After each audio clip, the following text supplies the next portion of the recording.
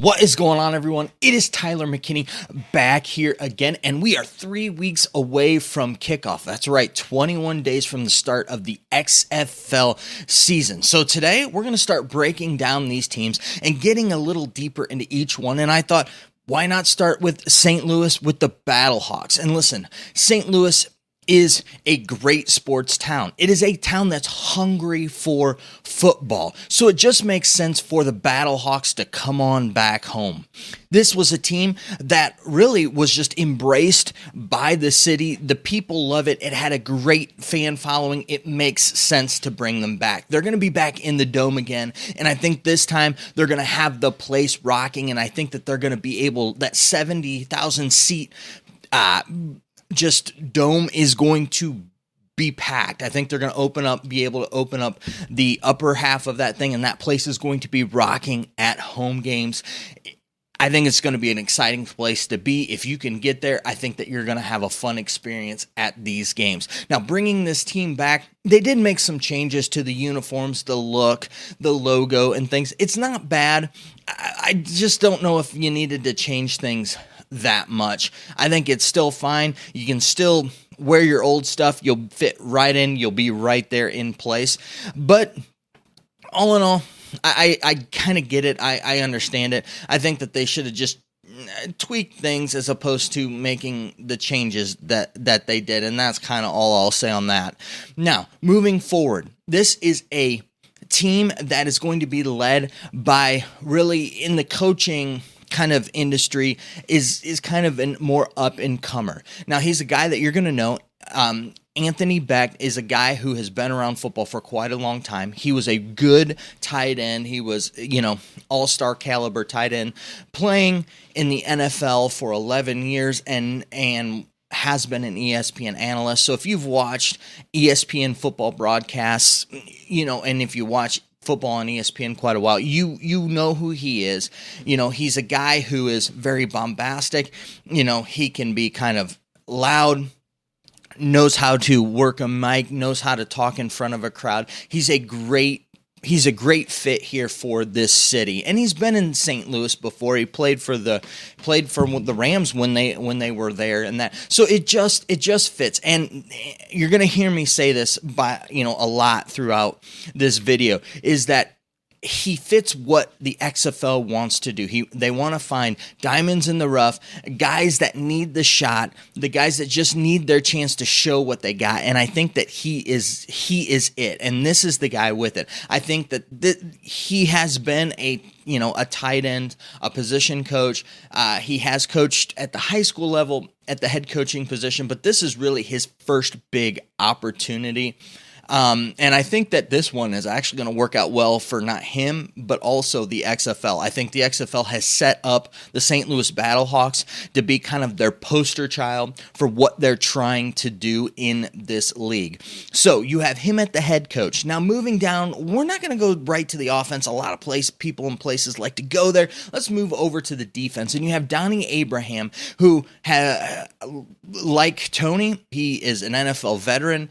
I think that they were teammates together, so I don't know if that's how they kind of got hooked up with it, but he's a guy who has been a very good DBs coach throughout his whole coaching career. He's been at a lot of different spots and a lot of different places with that. Now, when you look at this defense, you start looking at, the personnel, not a whole lot of names really stand out. There isn't a lot that with this defense for me to really be able to break things down and tell you exactly what's going to happen and what you're going to see from it. But from what I've been seeing on Twitter and what I've been looking at with this team, I think that you're going to get a very aggressive defense that is going to come after the opposing offenses, and they're going to press with those DBs. If you looked at their Twitter feed, if you watch their Twitter feed, they have a lot of videos up there of their DBs making plays, and I think that they're accentuating that, and I think that you're going to see that stand out. I think you're going to see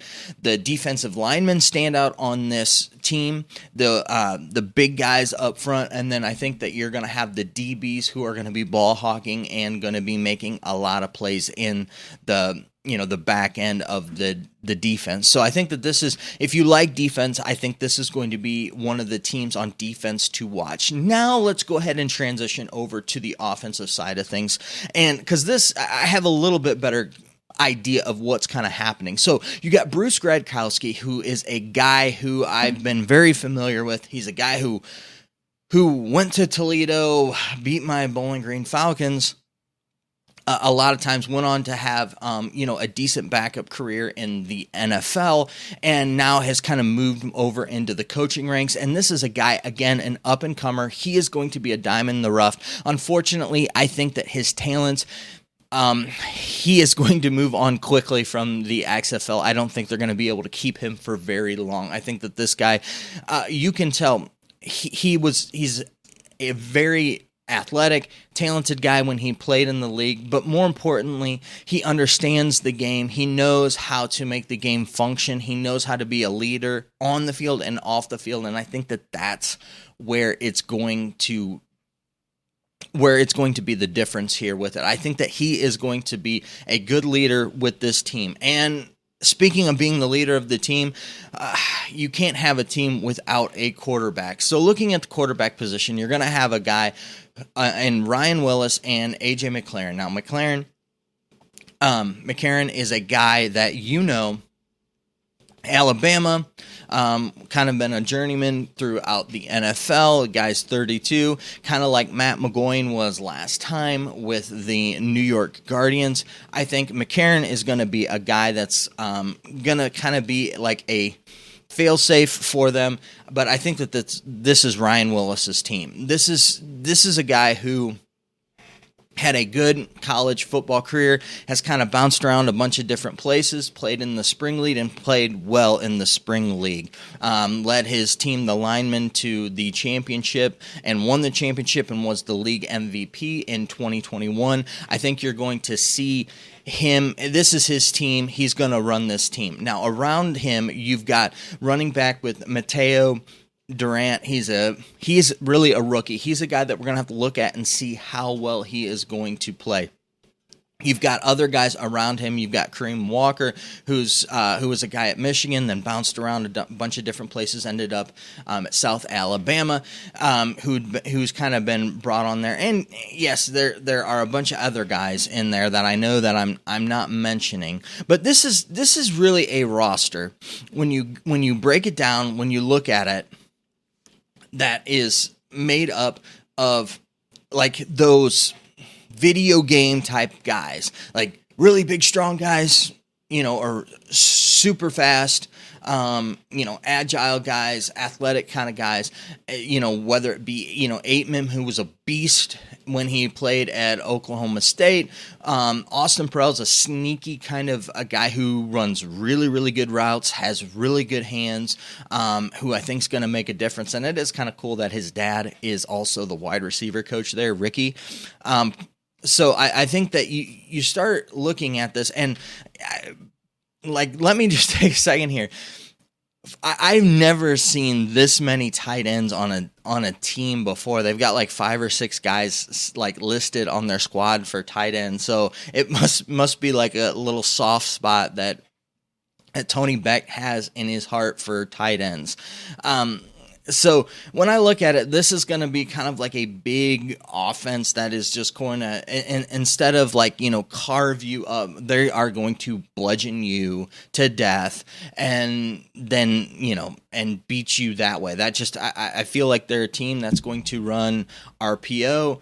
They're going to run a lot of double tight end sets. You're going to see the tight end in kind of a slot, H-back type of a thing. They're really going to try to take advantage of moving personnel around.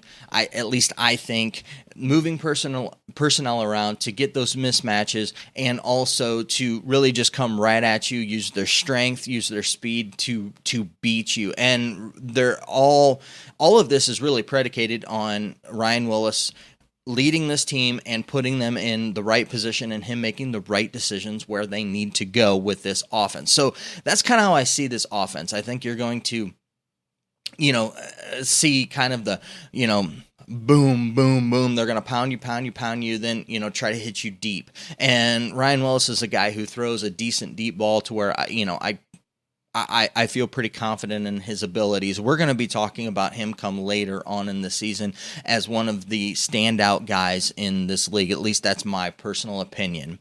All right, now looking at like the ceiling for this team is I'm looking at really is going to fall anywhere between 6 to 8 wins. If they don't make the playoffs, this is going to be a disappointment for this team. This team is built to win and to win now in the XFL, and the way that things are set up with them, with the personnel that they have, they've got a lot of guys with a lot of high ceiling that just need an opportunity, and I think that they're going to get that opportunity and take and run with it. The other thing is that they're going to have a really nice home field advantage. When they're at home, the crowd's going to be behind them. They can feed off of that, and it's going to create some issues with them being, especially in a dome. It's going to create more noise. It's going to create issues for the other team that's coming in there. So I think that they're going to definitely have a home field advantage here that'll give them an advantage when they're at home, so they'll have a really nice home record.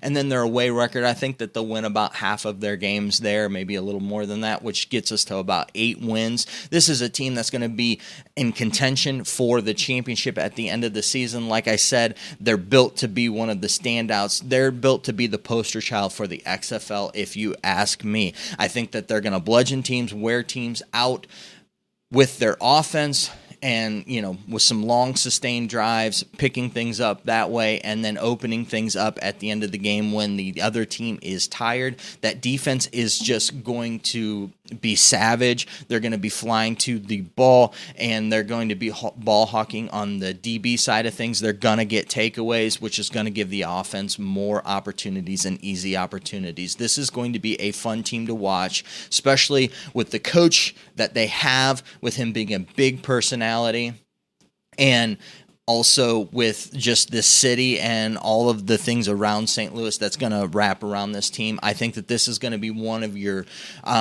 this is going to be one of the fun ones to watch this season.